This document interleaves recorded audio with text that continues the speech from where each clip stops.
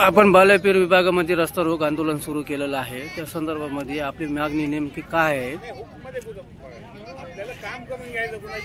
आपली मागणी बीड तळेगाव शिवरस्ता अतिक्रमण हटून डीपी प्लॅननुसार त्या रस्त्याचे अतिक्रमण पूर्ण हटून रस्ता मोकळा करून द्या, ही आपली मागणी आहे।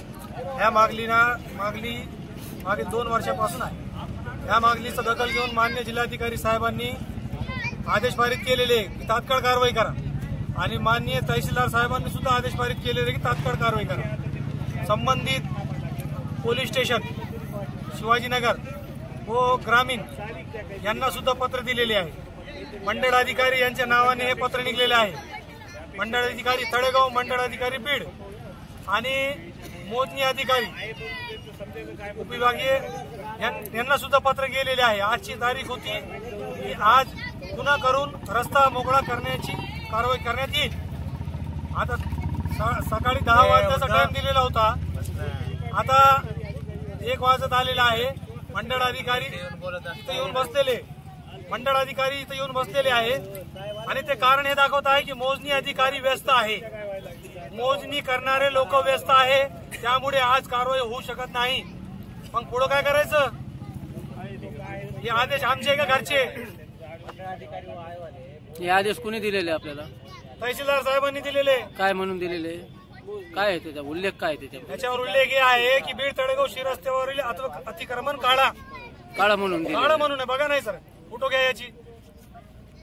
तरी पण त्यांचा आदेश पालन केलं नाही असा तुमचा आरोप आहे? आदेश पालन होत नाही आणि होणार सुद्धा नाही, कारण राजकीय दबाव।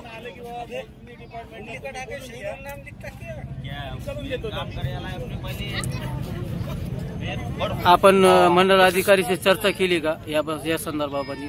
मंडळ अधिकारी साहेब, तहसीलदार साहेब, मान्य जिल्हाधिकारी जॉन्सन साहेब यांच्या सुद्धा चर्चा झालेली आहे। आम्ही मागे नाही हे आदेश तुम्हाला तहसीलदार चंद्रकांत शेळके यांनी दिलेले आहे, तर ते आदेशची पालन करत नाही म्हणून असा आपला आरोप आहे का? बिलकुल कोण करीत नाही? मंडळ अधिकारी का पालन करत नाही? आदेश पालन करत नाही, काही कारण दाखवून दिशाभूल होत आहेत। वर्षापासून हे रस्त्याचं आंदोलन चालू आहे, तरी तुम्ही त्याच्यात दरखास्त घेणार। आमचे हर एक नमुन्याचं पेशंट येत आहे, आमच्या पेशंटला रस्ता नाही, चिखलाचा आम्हाला परेशान, आमच्या लेकराच्या शाळाला रस्ता नाही, आमचे भविष्य लेकराचं आहे, आमच्या लेकराच्या भविष्यासाठी आम्ही हे रस्त्याला आंदोलन करतो। आम्हाला रस्ता नाही, इतके वर्ष डिलेव्हरीची बाई आणायची राहिली तर पेशंट आला, आम्हाला रस्ता नाही। लेकराची शाळा पावसाळ्यात आमचे 3 महिने लेकराच्या शाळा जातात, रस्त्यासाठी रस्ता नाही आम्हाला। गल्लीचं रस्त्याचा कोणी अतिक्रमांक केला? तुमचा अतिक्रमांक कोणी केला रस्त्याचा? अतिक्रमांक मारोड्याने केलंय। इतके परेशान आहेत रस्त्यामुळे, आम्हाला रस्ता नाही। हे मारोड्याने जाऊन माझ्यावर दोनदा माझ्यावर जाऊन पोलीस स्टेशन मध्ये माझ्यावर पण केस केली त्यांनी। मला दोनदा इथं साहेब आणते न्यायासाठी, मी रस्ता आलेला होता इथून माग। आता इथून मोर आम्हाला रस्ता पाहिजे, आम्हाला रस्ता नाही, आमचं जायची परेशानी आहे सगळी। 3 महिने आमच्या शाळा महिन्यापासून आम्ही रस्त्यामुळे बंद होतो तेव्हा आमच्या लेकराची शाळा चालू होती। आम्हाला जायला पण पेशंट न्यायचं म्हणलं तरी आम्हाला आमची इतकी परेशानी जायामुळे इथं गरीब लोक सारे परेशान येतो। जाय माझ्याकडे येतात लोक, काय करायचं भावी रस्त्याचं काय करायचं? मी इतके रस्त्यामुळे लढले पण मराठ्याने आमचं काही चालून दिलं नाही। माझ्यावर जाऊन पोलीस स्टेशन मध्ये केस केली मराठे, सगळ्या बाया घेतात आम्ही, तर ते म्हणलं तुझ्यावर केस करीन, त्याच्यामुळे मी तिथून मोर सोडून दिला ना दे, ते मला तुला आत टाकीन म्हणला होता। मागणी आहे की आम्हाला रस्ता पाहिजे। आम्ही खूप वर्षापासून सगळे प्रोसेस करून बसलेलो आहेत, सगळ्यांना सांगून बसलेलो आहे। आमच्या लेकरा बाळांना, आम्हाला, आमच्या घरातल्या वयस्कर लोकांना भरपूर त्रास व्हायला लागलेला आहे।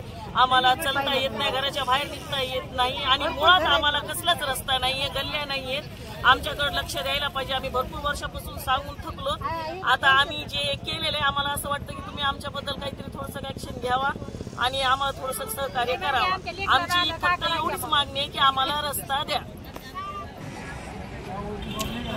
पब्लिक